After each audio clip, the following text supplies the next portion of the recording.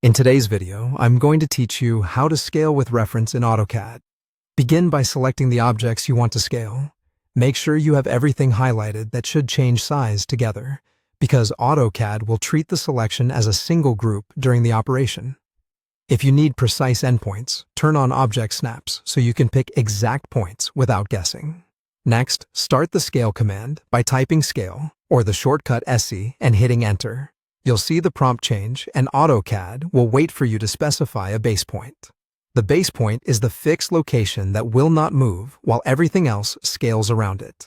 Choose a point that makes sense for your geometry, a corner, a midpoint, or any anchor that preserves the intended relation to the rest of the drawing.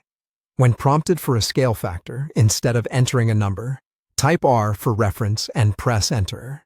Reference scaling lets you redefine an existing distance to a new exact length, which is especially helpful when you know one dimension that must be precise, while everything else should scale proportionally.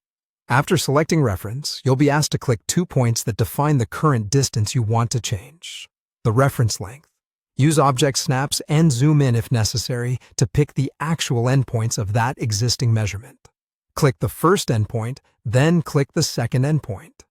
AutoCAD now understands the distance that will be replaced. Finally, specify the new length.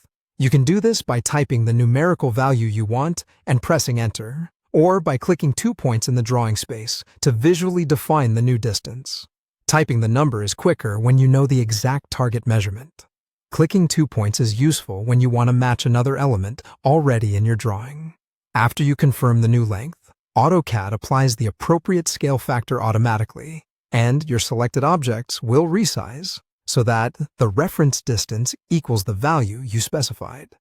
A few quick tips. Keep Object Snaps enabled to improve accuracy when picking endpoints, and use Zoom to avoid selecting the wrong points. If your geometry contains blocks or annotative objects, check their behaviors after scaling to ensure annotation scales and block references still display correctly. If needed, undo and try again. The process is non-destructive until you save. That's the reference scale workflow in AutoCAD. Select, invoke scale, pick a base point, choose reference, pick the existing endpoints, and define the new length. With practice, this becomes a fast and reliable way to make one dimension exact